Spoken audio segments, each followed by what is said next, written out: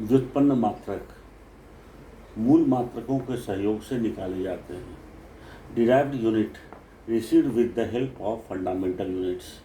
जैसे आप कैसे कहेंगे, आपको मैंने मूल मात्रकों के बारे में बता रखा है, अब उन्हीं के सहयोग से आप व्युत्पन्न मात्रक निकालेंगे। जैसे मैंने आपसे बोला है कि देखिए, जैसे 4 बराबर होता है दूरी बटे समय, ठीक। Speed equal to distance upon time, और डिस्टेंस का मात्रक क्या होता है, मीटर। दूरी की मात्रक मीटर हो गया। आप लंबाई की मात्रक मीटर कहे थे ना, तो दूरी को लंबाई में ही लेते हैं, तो दूरी का मात्रक मीटर हो गया और समय का सेकंड हो गया, मतलब कि मीटर बटे सेकंड। और इसी को शॉर्ट में लिखा गया है m/s। और इसी को बटा को लिखने का एक तरीका ये भी है, मीटर पर सेकंड या मीटर प्रति सेकंड होगा। ओके, फिर आप आगे बढ़िए। आप फिर देखिए प्रकाश वर्ष। देखिए फ्रेंड्स, मैं आपसे एक बात कह रहा हूँ क्लियर कट, अभी बिहार में सब इंस्पेक्टर की परीक्षा होने वाली है, उत्तर प्रदेश के एसआई की परीक्षा भी होने वाली है, और फॉरेस्ट्री की भी परीक्षा होने वाली है बिहार में, फॉरेस्ट रेंजर वगैरह की। तो मैं आपसे सीधा कह रहा हूँ कि अगर आप मेरे साथ पढ़ रहे हैं तो मैं एकदम आपको गारंटी देता हूँ कि मैं 80 to 90% जीके जीएस हूबहू लड़ा दूँगा। इसलिए आप ज़्यादा से ज़्यादा बच्चों को बताइए, और आप खुद भी मेरा चैनल को सब्सक्राइब कीजिए। और साथ में अगर आप मुझसे पढ़ना चाहते हैं सीधे, तो आप मुझसे फ़ोन पे या मुझसे मैसेज कीजिए, तो मैं आपके लिए मैं सीधा सीधा क्लासरूम की बंदोबस्त कर सकता हूँ। अभी दिल्ली पुलिस की भी परीक्षा है, मैं तो समझता हूँ कि 50 क्वेश्चन जो जीके जीएस के पूछे जाएंगे, उसमें से मैं आपको 50 में कम से कम 40 से 45 की तो गारंटी लेता हूँ। तो 40 से 45 की गारंटी लेता हूँ, और इतने में आपका सिलेक्शन ही हो जाएगा, क्योंकि उसके बाद रीडिंग और फिर मैथ्स वगैरह और कंप्यूटर वगैरह पढ़ने हैं। तो आप इस सबको ध्यान से चलिए। व्युत्पन्न मात्रक को अगर आप समझ गए होंगे, अब आइए प्रकाश वर्ष। ठीक है, प्रकाश वर्ष खगोलीय दूरी को मापने की इकाई है।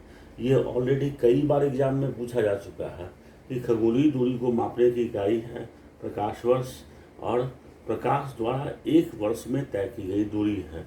Light year is a unit to measure astronomical distance, और light travels in a year is called light year.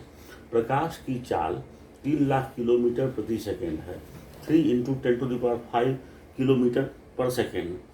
Okay, उसके बाद इसी को आप लिख सकते हैं 3 × 10⁸ मीटर पर सेकेंड, और आप कह सकते हैं 1.86 माइल यानी मील पर सेकेंड, और इसी को कह सकते हैं 1.86 माइल पर सेकेंड। ये एग्जाम में कई बार पूछा हुआ है, इसलिए इसका ध्यान रखेंगे। सूर्य के प्रकाश को पृथ्वी तक पहुंचने में 8 मिनट 16 सेकेंड लगते हैं। The sun rays reaches on the earth takes 8 minute 16 second और 496 second. So sun is about 14.88 crore kilometre away from the earth, और यू कैन से कि 15 करोड़ किलोमीटर ऑलमोस्ट लगभग, यानी सूर्य लगभग 15 करोड़ किलोमीटर पृथ्वी से दूर है। तो ये हुआ आपका। इसके बाद फिर हम लोग आगे बढ़ेंगे, और आप मुझसे जितना ज़्यादा से ज़्यादा हो सकता है जुड़िए, मैं तो आपको यही कहूँगा। और फिर तब तक के लिए आप मुझे अनुमति दीजिए। ओके। हाँ, मैं आपको प्रकाश वर्ष के बारे में बता चुका हूँ, और मैंने आपको बताया है कि प्रकाश द्वारा एक वर्ष में तय की गई दूरी, और इसके पहले मैंने प्रकाश का सभी चाल वाल भी बताया है कि उसका प्रकाश की चाल कितनी है, 3 लाख किलोमीटर पर सेकेंड। उसको अलग अलग तरीके से लिखना भी बताया है, और मैंने बताया है कि वहाँ से प्रश्न अक्सर हाँ पूछे जाते ही हैं। आप याद रखिए कि 10⁵ किलोमीटर पर सेकेंड और 10⁸ मीटर पर सेकेंड, इस दोनों में अंतर यही करता है कि वो 5 दे देगा, मीटर पर सेकेंड दे देगा। तो आप अगर सोचेंगे अच्छा एक ही याद रखेंगे, तो उसमें फिर आपको गड़बड़ी हो जाएगी। इसलिए उसको समझते हुए कि किलोमीटर को मीटर में बदले, मीटर को किलोमीटर बदले, तो उसका क्या असर पड़ रहा है। चलिए खैर, तो इस तरह से इन सब बातों को और याद करते चलते हैं तो मैं आपसे गारंटी देता हूँ कि आपका बिहार एसआई या यूपी एसआई या बिहार में जो फॉरेस्ट रेंजर वगैरह की परीक्षा, फॉरेस्ट डिपार्टमेंट में जो परीक्षा सबकी होने वाली है, उन सब में आप मात नहीं खाएंगे किसी भी कीमत पे। और बाकी रही बात, तो आप एक एक करके चलते चलिए। मैं अभी आज आपका पहले यूनिट करवा रहा हूँ, उसके बाद फिर मैं कोई और चैप्टर करवाऊँगा। इस तरह से मैं पूरा फिजिक्स, पूरा केमिस्ट्री, पूरा बायो और आपको history, geography, economics, pol science ये सब करवाऊँगा। ठीक है, तो इसके लिए हम लोग सबसे पहले थोड़ा सा वेट करना है और थोड़ा सा आपको ये मैंने पेशेंस रखना है और याद करते जाना है। इसलिए मैं गैप भी देता हूँ कि आप इसको याद करने का पर्याप्त प्रॉपर टाइम मिल पाए। तो देखिए, एक प्रकाश वर्ष यानी 9.46 इंटू 10⁻15 मीटर। अगर हम लोग इसी को अगर मान लीजिए किलोमीटर में लिख दें तो क्या होगा, 3 जीरो कम हो जाएगा, 3 जीरो कम हो जाएगा तो 10⁻12 हो जाएगा। तो देखिए 9.46 इंटू 10⁻12 किलोमीटर होता है। तो एक प्रकाश वर्ष का क्या मान होता है, ये तो बहुत रेयर पूछता है, लेकिन फिर भी आप याद रखिएगा। ठीक है, आगे बढ़िए। देखिए, बल का सीजीएस पद्धति में मात्रक डाइन है, जबकि एसआई मात्रक न्यूटन है। ये बड़ा इंपॉर्टेंट है, ये कितनी बार पूछ चुका है, इसका कोई जवाब नहीं है। ये आपसे पूछेगा बल का एसआई मात्रक क्या है, तो आप मारेंगे न्यूटन। और डाइन भी पूछ देता है कि इसमें से कौन बल का मात्रक है, which one is the unit of force. Okay, तो यू कैन से कि in CGS system the unit of force is dyne, while in SI system unit of force is Newton and 1 Newton is equal to 10⁵ dyne. चलिए, ये तो हुआ आपको वैसे direct याद रखने का तरीका। और वैसे मैं आपको एक और तरीका बता सकता हूँ कि आपको हमेशा याद रहेगा। आप सोचिए कि न्यूटन ने बल लगा करके अपना बाल डाई किया।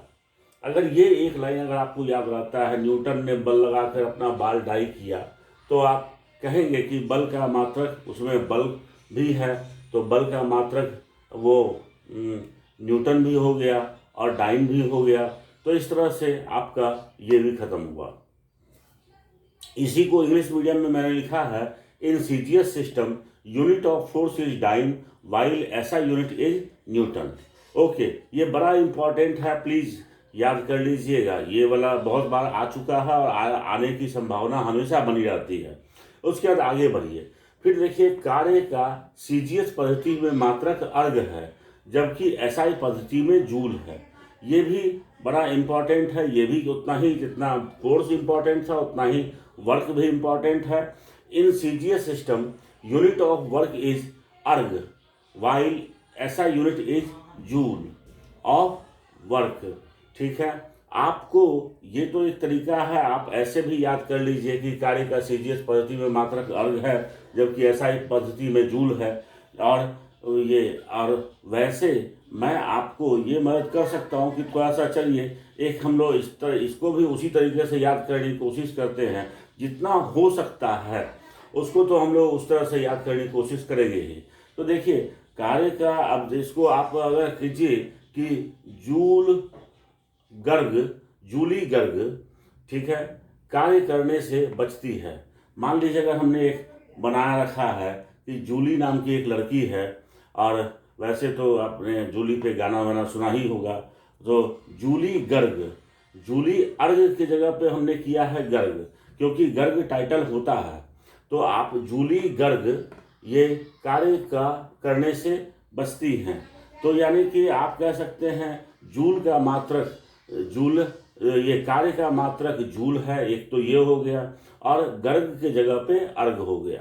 तो आपको एक इंडिकेशन, मतलब हल्का फुल्का भी इंडिकेशन मन में फ्लैश कर जाए तो वो आपको याद आ जाएगा। ओके, अब देखिए, ये नेक्स्ट हम लोग चल रहे हैं 10 के विभिन्न घातों के प्रतीक। ये symbol for various powers of 10। ये जो है लड़का अक्सर हाँ छोड़ देता है कि अरे इसको कौन याद करेगा, ये डेका, डेसी, सेंटी, मिली, माइक्रो, नैनो, पिको इतना कौन याद करता है, क्या जाने एग्जाम में आएगा कि नहीं।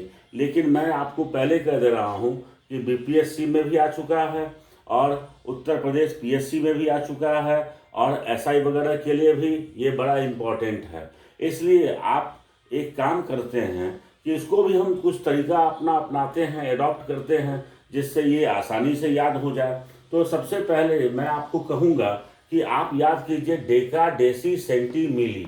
ये देखिए चारों को मैंने एक साथ जोड़ा है, कोशिश किया है एक साथ बनाने का ग्रीन से, और बोला है कि आप सीधे रटिए डेका, डेसी, सेंटी, मिली। और इसमें डेका का 10⁻1, अब देखिए डेसी का 10⁻−1, सेंटी का 10⁻−2 और मिली का 10⁻−3। अब देखिए इतना दूर तक तो हो गया डेका, डेसी, सेंटी, मिली। उसके बाद फिर पहले माइनस वाला भी आपको याद करना है, प्लस वाला भी याद करना है। तो अभी आपका डेका, डेसी, सेंटी, मिली याद किया है आपने। अब आप याद कीजिए माइक्रो, नैनो, पिको, इस तीनों को एक साथ याद कीजिए, माइक्रो, नैनो, पिको। तो माइक्रो का 10⁻6 होता है। देखिए ऑलरेडी यही सवाल पूछा है कि 1 माइक्रोग्राम बराबर कितना होता है, तो आपको वहाँ पे मारना था 10⁻6 ग्राम। ठीक है, ये ऑलरेडी क्वेश्चन पूछा जा चुका है बीपीएससी में और उत्तर प्रदेश वगैरह में भी पूछा है इससे। तो आपको माइक्रो का 10⁻6, ये तीनों माइक्रो, नैनो, पिको, ये तीनों को तो आप एक साथ याद कीजिए। 10⁻6 क्योंकि 10⁻3 जो मिली होता है, उसके बाद आपको 3 का गैप देना है। तो जैसे डेका, डेसी, सेंटी, मिली, ये तो लगातार हो गया 10⁻1, 10⁻−1, 10⁻−2, 10⁻3। उसके बाद आपको 3 का गैप देना है। तो माइक्रो 10⁻3 से 10⁻6 माइक्रो हो गया। उसके बाद 10⁻9, 9 नैनो का तो सुने ही होंगे, 9 से नैनो हो गया। और 12 का 10⁻12 का पिको, ये आपको याद करना पड़ेगा। उसके अलावा 15 से फेम्टो बना है, 10⁻15 फेम्टो, और 18 का एटो, 10⁻18 एटो। तो फेम्टो, एटो एक साथ याद कीजिए, माइक्रो, नैनो, पिको एक साथ याद कीजिए, और डेका, डेसी, सेंटी, मिली एक साथ याद कीजिए। ये तो आसानी से याद करने का तरीका था। उसके अलावा मैं आपको और आगे ले चल रहा हूँ कि अगर मान लीजिए अब तक तो कई बार मैंने देखा माइनस वाले पावर में पूछ दिया कि ये कितना है, लेकिन अगर प्लस पावर में पूछ देगा तो क्या होगा। तो भाई इसके लिए एक काम कीजिए ना, आप सबसे अच्छा है कि एक कॉमन लैंग्वेज में एक मजाक की बातें याद कर लीजिए कि हेक्टो, किलो, मैगी जाएगा तेरे पेट में, तो एक्सेस होगा।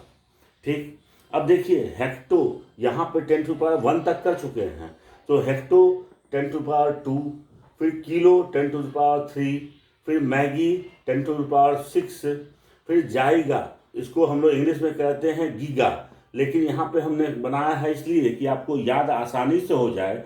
जाएगा को GIGA, तो उसको हम लोग गीगा कहते हैं। तो आप याद कीजिए कि हेक्टो, किलो, मैगी, जाएगा, तेरे से तेरा, और पेट से पेटा में, तो एक्सेस होगा। एक्सेस में एक्सेस से एक्सा। ठीक है, तो ये देखिए आपका हेक्टो का 10⁻2, किलो का 10⁻3, मैगी का 10⁻6, और जाएगा का 10⁻9, और टेरा का 10⁻12, और पेटा का 10⁻15, और एक्सा का 10⁻18।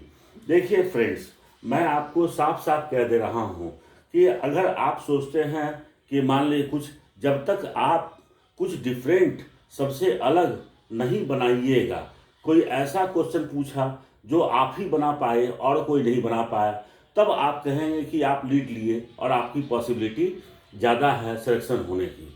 लेकिन अगर जो सब बना रहा है वही आपने ही बनाया, तो कोई फर्क नहीं पड़ता। जैसे मान लीजिए अगर मैं कहूँ कि भारत की राजधानी दिल्ली है, तो भारत की राजधानी कहाँ है, ये क्वेश्चन आपको पूछ दिया एसआई में। मैं कह रहा हूँ कि इस क्वेश्चन से कोई सिलेक्शन की बात नहीं होगी, इसलिए आपको लेकिन अलर्ट तो रहना होगा। ऐसा नहीं कि आप उसको गलती मार दीजिए कि अगर वो आंसर सी में है दिल्ली, तो आपने सी के जगह डी मार दिया, तो ऐसी गलती भी आपको नहीं करनी है। लेकिन फिर भी आपको ये इस तरह के क्वेश्चन होते हैं तो वो 100% लड़के 100% लड़के मार देंगे।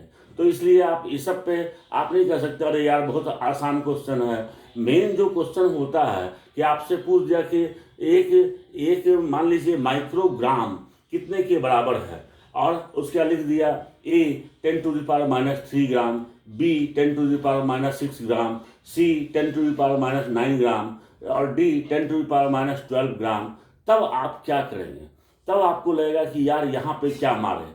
तो इसलिए मैं आपको कह रहा हूँ कि आप अगर मेरे इस पे माने मेरे YouTube पे भरोसा कर रहे हैं और मुझ पर भी भरोसा कर रहे हैं और मेरे चैनल को सब्सक्राइब कर रहे हैं और सोच रहे हैं कि चलो भाई विवेक सर के साथ जो है सो आपको तैयारी अच्छी करनी है चरित्रा क्लासेस में, तो मैं तो आपको कभी भी 19 नहीं पढ़ने देना चाहूँगा और मैं चाहूँगा कि आप इसको याद करते हुए चलिए।